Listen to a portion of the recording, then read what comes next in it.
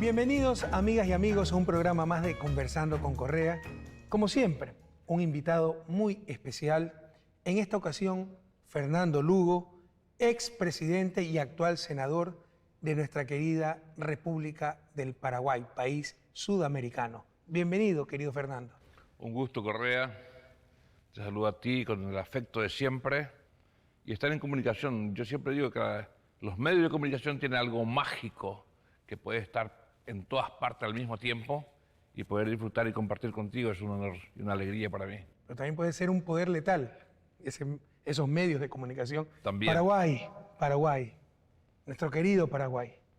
Pero la guerra de la Triple Alianza, donde diezmaron a la población masculina, luego la guerra del Chaco contra Bolivia, guerras civiles, dictadura, inestabilidad. ¿Qué nos pasa? ¿Por qué no podemos unirnos los latinoamericanos? ¿Por qué al interior de nuestros países no podemos alcanzar la estabilidad? Yo creo que Paraguay está en su historia asignado por el dolor, por el sufrimiento, esta historia de luchas, de sangre, de muertes, con vecinos, con hermanos. Recuerdo que con Evo en una oportunidad, él nos decía en Buenos Aires, si Lugo era presidente de Paraguay y Evo en Bolivia, esa guerra del Chaco no se iba a dar. ¿Por qué? Porque fuerzas externas son los que provocaron aquella guerra. E intereses económicos, sobre todo del petróleo, hicieron que esa guerra fratricidia tuviera lugar del 32 al 35 entre hermanos de bolivianos y paraguayos. No es una buena excusa para eludir responsabilidades, que siempre le echemos la culpa a fuerzas externas y hablemos claro, Estados Unidos. No tenemos mucha responsabilidad nosotros mismos. También. Yo creo que en todo pasa así, que hay fuerzas externas, pero también fuerzas internas. También los paraguayos tenemos una gran responsabilidad, y sobre todo la clase política paraguaya. Tenemos una deuda social, económica, muy fuerte con la ciudadanía paraguaya. Yo asumo la parte de responsabilidad que me toca como clase política paraguaya y puedo compartir eso con los colegas, también senadores y de otros partidos, esa gran responsabilidad que todavía no hemos saldado con la ciudadanía paraguaya.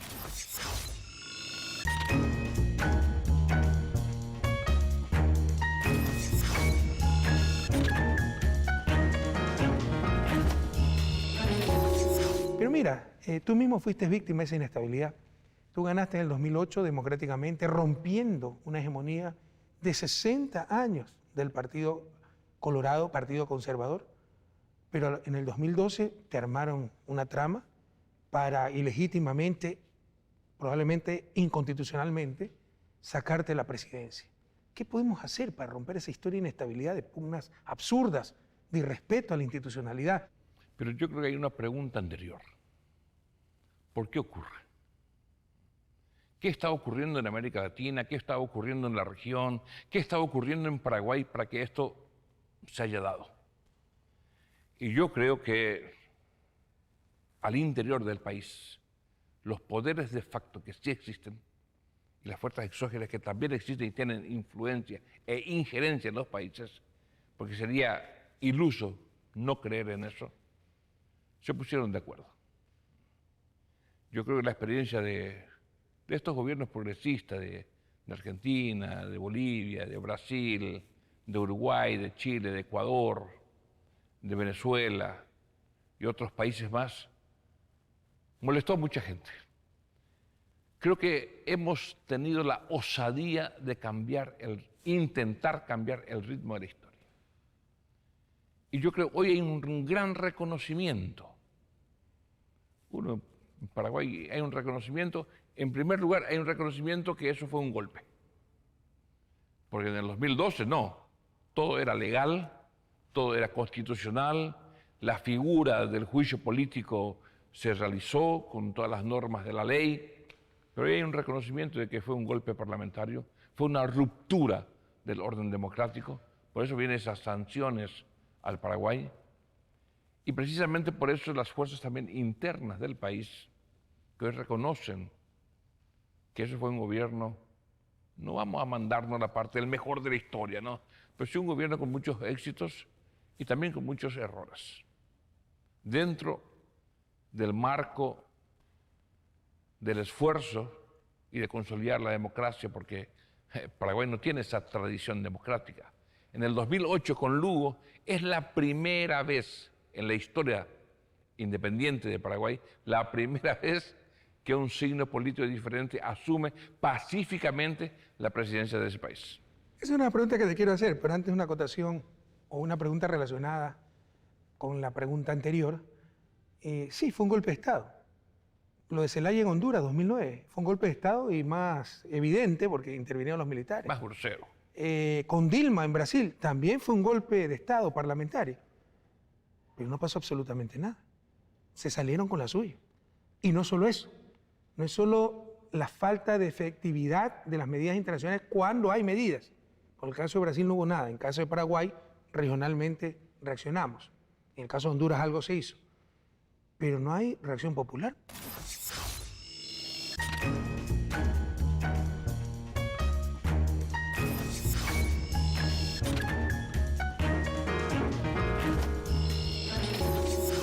El Partido de los Trabajadores sacó 30 millones brasileños de la pobreza.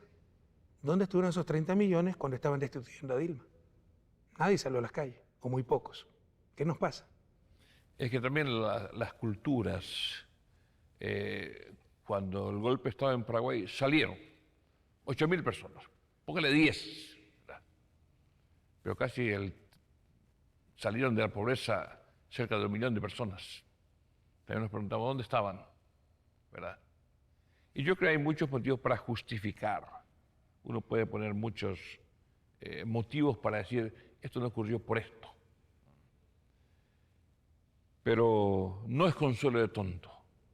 Yo creo que hoy los procesos y los modelos son muy cortos. Hoy es muy difícil que un país pueda planificar a largo plazo. Los modelos que vinieron después, en Brasil y en Argentina, ¿qué pasó? Con Bolsonaro, con Macri, son más cortos aún. Pero no quiero esquivar la pregunta, la ciudadanía es la que tiene que seguir construyendo desde las bases. Nosotros siempre hemos afirmado que los grandes cambios de la historia nunca vienen de arriba. En la iglesia no vienen de los cardenales ni de los obispos, vienen de las bases. En la sociedad también, comenzando por las revoluciones de la historia, no vinieron de los grandes líderes, sino las bases. Y yo creo que hoy hemos entendido mejor eso. Si hoy se da una integración en América Latina, nosotros nos encontrábamos y muy bien y coincidíamos en nuestros ideales, nuestros proyectos, nuestros sueños, nuestros paradigmas, pero muchas veces no hemos tenido el apoyo y la comprensión de las bases que tú reclamabas. Yo creo que por eso ahora tenemos que comenzar desde abajo, desde los cimientos. Tienes razón en muchas cosas, ¿no? Y obviamente lo he vivido también, hablo de experiencia propia. Ganar elecciones en América Latina no es ganar el poder. Los factores reales de poder se encuentran en otros lados. Tener respaldo popular, bueno, tiene un alcance muy limitado. Si es que la prensa está contra ti, la iglesia está contra ti, la Fuerza Armada está contra ti, el poder económico está contra ti. O sea, estás condenado al fracaso, ¿no? A no ser que tengas realmente una audacia muy grande a nivel político y un gran respaldo popular. Pero es cierto también que muchas veces la población no reacciona. Te he puesto el ejemplo de Brasil, pero hablemos del propio Paraguay. 60 años de dominio del Partido Colorado hasta que tú llegaste al poder, 35 años de dictadura. Stroessner, nos encanta decir cosas de las cuales lo políticamente correcto, pero no necesariamente son reales. Por ejemplo, que amamos la democracia, que nuestro pueblo tiene voluntad y espíritu democráticos. ¿Cómo entender que se vota por un partido que impuso una dictadura de 35 años con el general Alfredo Stroessner y luego de que te destituyeron a ti, volvió a ganar las elecciones y sigue ganando las elecciones ese Partido Colorado? Porque hay maquillajes. No estoy en contra del maquillaje, ¿verdad? ¿No? Porque hay nuevas figuras que aparecen, pero los efectos de las acciones, de los proyectos de gobierno que hacen son los mismos. Yo creo que hay un tema en Paraguay que es muy fuerte, yo no he visto en otros países, la cuestión del único líder. El único líder fue Stroessner, el de la reconstrucción del país. El único líder, siempre quieren aparecer únicos líderes. Le decían eso con Lino Oviedo, con otra gente. Nosotros, por lo menos, descartamos esa posibilidad de que Lugo sea el único líder. E intentamos un liderazgo compartido y comunitario. Si hay éxito, lo compartimos. Si hay errores, también los compartimos. Y yo creo que ese es uno de los caminos que hay que ir avanzando en nuestros países.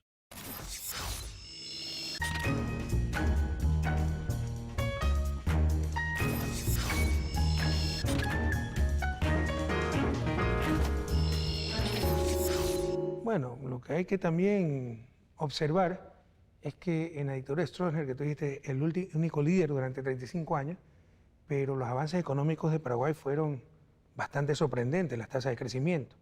Llegó la democracia, osmosis, y empezaron las crisis, recesión, decrecimiento. ¿Tiene alguna relación aquello o fue tan solo fortuito? Bueno, yo creo que tú sabes mucho mejor que yo que los ciclos económicos no son tan homogéneos muchas veces. La década del 80 termina una gran década de desarrollo con Itaipú, Yacinetá. La década del 90 es la década del neoliberalismo, de la privatización, del achicamiento del Estado, de la iniciativa privada muy fuerte. Y nosotros hemos entrado en el 2008 con dos grandes crisis increíbles. La crisis financiera internacional, que estalla en Islandia, y una sequía grandiosa. Pero en el 2010 pareciera que los astros se alinearon y tuvimos un crecimiento económico que nunca el Paraguay tuvo en la historia. Llegamos hasta el 14% del Producto Interno Bruto. Pero no hemos cambiado la estructura económica del país. Como solemos decir, abrimos el grifo y queda en un sector muy privilegiado y no llega hasta las bases ese grifo. Y son factores externos muchas veces. Bueno, con Itaipú tuvieron grandes tasas de crecimiento, ¿no? Pero me parece que ese nuevo boom que tú hablas, 2010 fue, ¿no? Fue cuando Irán dejó de comprar carne a Brasil y orientó toda su demanda a Paraguay, ¿no? Por factores políticos. Entonces, ese es el problema, ¿no? Depender de factores externos para nuestro crecimiento. Y hoy hay una gran discusión en Paraguay, porque la etapa de esa bonanza económica terminó. Los agronegocios con los commodities, que en el 2010 tuvieron ese auge, está terminando. Hoy tenemos que sentarnos los paraguayos a definir el futuro de cómo construir. Hay lineamientos, hay ideas, ¿verdad? ¿No? Sin duda, yo creo que no podemos competir con la tecnología asiática, no podemos competir con los grandes adelantos científicos, pero sí podemos incentivar, mejorar, crecer en la producción de alimentos. Yo soy un hombre de esperanza, tú sabes, yo soy hombre de iglesia, soy hombre que las dificultades no me derrotan. Yo quiero seguir creyendo que es posible un mundo diferente, un mundo más equitativo. Tú has dicho que eres hombre de iglesia. Para los que no conocen la trayectoria de Fernando y nos ven en todas partes del mundo, Latinoamérica te conoce perfectamente, pero tal vez el Medio Oriente, Asia, no conoce la biografía de Fernando Lugo, expresidente del Paraguay. Él era obispo católico. Hablemos un poco de la iglesia. Ha golpeado mucho estos problemas de pedofilia y, por supuesto, como creyentes, pues nos cuestionan, ¿no? Ha habido mucha deserción de la Iglesia Católica por causa de esta clase de problemas. ¿Cuál es tu visión al respecto? Yo creo que el primer error es poder cerrar los ojos a una realidad. Es una realidad dentro de la Iglesia. Y ahí yo creo que la Iglesia y la teología tienen dos dimensiones. la dimensión. Por eso cuando rezamos el credo decimos que es santa y pecadora. Santa porque su fundador fue un santo, Jesucristo, ¿verdad? Y pecadora porque nosotros somos limitados, pecadores los miembros de la iglesia, ¿no? Somos limitados e imperfectos, ¿no? Lastimosamente muchos nos endiosaron o endiosamos a la jerarquía como personas sin defectos y el desencanto es grande cuando después se encuentra que es tan humano y con muchos defectos igual que el ciudadano común. La pedofilia es un gran tema. Y explota como una bomba en la mano de los miembros de la iglesia. Y no se puede esquivar. Yo creo que todos los temas de la iglesia se tienen que tratar con dos elementos, con misericordia y con justicia. No solamente con misericordia porque podemos equivocarnos después, pero no solamente con justicia, porque podemos también equivocarnos. Justicia y misericordia, yo creo que son los dos grandes elementos que la Iglesia está retomando, encauzando en el tratamiento de los grandes temas que hoy desafían a la Iglesia y desafían a los cristianos sobre todo. ¿Tú le podrías decir eso al padre de un niño abusado por un sacerdote? Que debe tener misericordia. Y justicia. Y justicia. Yo creo que justicia sí va a querer escuchar. Pero es muy misericordia. difícil. Y yo creo una de las cuestiones más difíciles y esto lo aprendí ya de cura, leyendo a Leonardo Boff, ¿no? Leyendo a Leonardo dice que el pecado original, que tanto nos enseñaron en el catecismo y no hemos entendido, pero sí nos han enseñado, ¿verdad? Es querer ser igual que Dios y ser jueces de Dios. Porque muchas veces nuestros juicios somos injustos.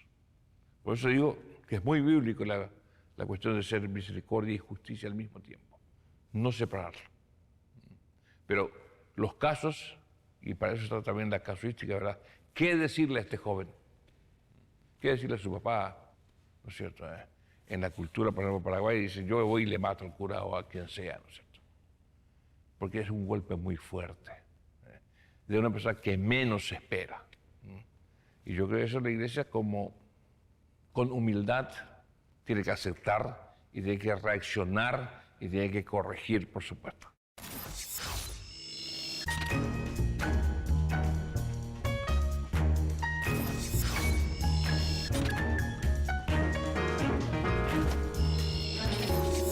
Sexismo en la iglesia. Yo tengo, perdóname que sea anecdótico, pero tengo una hija de 22 años, muy comprometida socialmente, una linda chica, pero está en una gran rebeldía con la iglesia por su compromiso con las mujeres, por la equidad de género, porque dice, yo no pisaré nuevamente una iglesia mientras siga siendo tan sexista la iglesia. ¿Qué le respondería a un joven, a una joven que empieza así? Tenemos que revisar toda la historia de la iglesia, ¿no? Y en la misma Biblia, Pablo era sexista, ¿no? San Pablo, ¿no? Cuando le ponen a las mujeres. Hay que ver en qué cultura se desarrolla todo esto. Yo creo en la equidad de género. El Frente Guazú, al que pertenezco ahora, es uno de los promotores, por eso tiene muchas críticas, porque también hay exageraciones. Yo creo en la equidad, en la igualdad.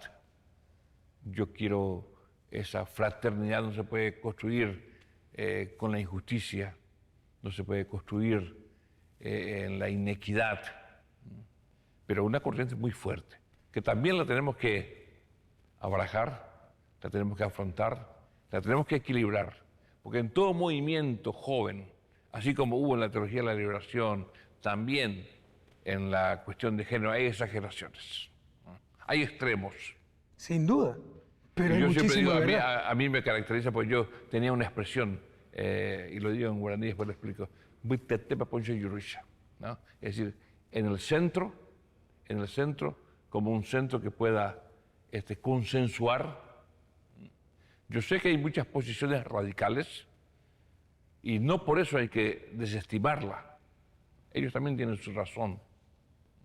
Pero olvidémonos de esas posiciones radicales, que las conozco, coincido contigo. Hay cosas realmente insensatas, pero hay cosas, yo creo que innegables, indiscutibles. ¿Se puede seguir sosteniendo que los sacerdotes solo deben ser varones? ¿Qué fundamento tiene aquello? El espacio que se da en la iglesia al religioso varón, a la religiosa, no antes las monjitas son para que atiendan a los religiosos. Yo he trabajado también, tú conoces, en misiones, me ha gustado participar y recuerdo que las monjitas iban a servirnos la comida. Entonces, ¿cuándo cambiará eso en la iglesia? Es lento. Qué lento, ¿eh? 2000 años. 2000 años. De lentitud. Como dice, la historia de la humanidad se va en jet, ¿eh? Y los cambios también, y la historia de la iglesia se va en una carreta, ¿no? Pero... Eso le respondería a una joven de 22 años que cuestiona aquello. No. Es lento, espérate otros 2000 años más. No, tampoco eso no le va a satisfacer a esa iglesia, a esa respuesta, ¿no? Pero sí, yo creo que por ahí viene la renovación. Juana de Arco, Catalina de Siena, lucharon, sufrieron, murieron, ¿verdad? Pero aportaron elementos de gran cambio en la Iglesia Católica. Grandes mujeres. No tengo respuestas claras a las preguntas, porque no las hay, no nos engañemos, ¿no? Y pese al esfuerzo que puedas hacer tú, el propio Papa Francisco, hay una resistencia a estos cambios dentro de la Iglesia realmente impresionante. Pero volvamos a la parte secular, la política, la economía. Hay toda una reacción después de que América Latina tuvo un periodo que yo le llamo la época de oro, pero ahí está la estadística, sobre todo desde 2002 al 2014, 12 años, en que se redujo la pobreza, se redujo la inequidad, alcanzamos alta tasa de crecimiento, levantamos la admiración del mundo, porque el mundo desarrollado estaba en crisis desde el 2008, Europa en recesión, y nosotros crecíamos, lográbamos mayor justicia social, mejores servicios, mayor desarrollo. En los últimos años se ha visto una reacción conservadora a los modelos de antes, el neoliberalismo, que tanto daño nos hizo en los 90, ¿no? Fue fracaso tras fracaso. Lo que es claro es que es una estrategia regional la persecución a líderes progresistas con el llamado lawfare, la nueva estrategia. Ya no son las desapariciones, ya no son las torturas, es suficiente destruir la reputación de un político, el linchamiento mediático, cooptar la justicia, jueces temerosos que copian los titulares para dictar sentencia y anular al enemigo de izquierda, porque esto sucede solo con los líderes de izquierda, los movimientos de izquierda. Y me parece que tú también ya eres víctima del lawfare. Yo creo que es un desafío, esto es un desafío grande a las fuerzas progresistas, a la inteligencia, a la intelectualidad que muchas veces quizás no acompañó suficientemente. Y este arranque casi nuevo de las fuerzas conservadoras, con fuerza y con mucha injusticia, porque nadie puede decir que la prisión de Lula es una prisión justa. No se le encontró tampoco absolutamente nada. Y ahí está, aguantando.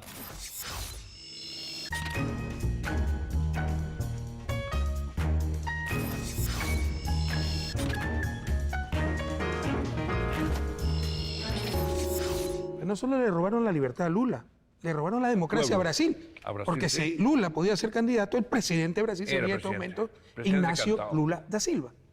Era el presidente cantado, ¿verdad? Pero las grandes luchas y las grandes reivindicaciones no es consuelo, pero a veces llega tarde. Pero estaba recordando a Mandela. ¿A qué costo con tanto sufrimiento? Sí, estaba recordando a Mandela, ¿verdad? 30 años preso. Y después ya querido por todos los países hegemónicos cuando no era peligroso. Claro, claro. Como nuestro querido amigo Pepe Mujica, ¿no? También. Que a mi edad, un poco más joven, estaba encarcelado en una mugrienta cárcel de la dictadura uruguaya, siendo torturado. Entonces ya cuando no representa un peligro para el status quo, entonces sí es el ejemplo para todos. Pero existe siempre una se debe ser peligroso. Una reivindicación. ¿No? La reivindicación siempre llega. A los pueblos, a las culturas. ¿No? Por eso sigo siendo... ¿Es más realidad o más deseo lo que me estás diciendo? Porque no es correcto. No comparto contigo. Hay reivindicaciones que nunca llegan. Hay injusticia que permanece. Es cierto. Y se arruina. Es cierto. Acabamos de ver cosas que algunas veces pasan en el anonimato, pero son realmente crímenes que han destruido familias. Héctor Timerman, el canciller de Cristina, perseguido. Lo mataron. Tenía una enfermedad muy grave, un cáncer, ¿no? Murió perseguido, angustiado, y con eso pues le agravaron su enfermedad y se convirtió en un cárcel terminal. Y como que si nada pasa. Se están destruyendo vidas, personas, democracias, Sueños. sueños. Proyectos, países. Hay que reaccionar. Pero yo comparto contigo nuestra esperanza en los pueblos latinoamericanos. Reaccionarán. Muchas gracias, Fernando, por estar aquí. Un inmenso abrazo a ese bravo pueblo guaraní. Y a ustedes, amigos, hasta un próximo programa de Conversando con Correa.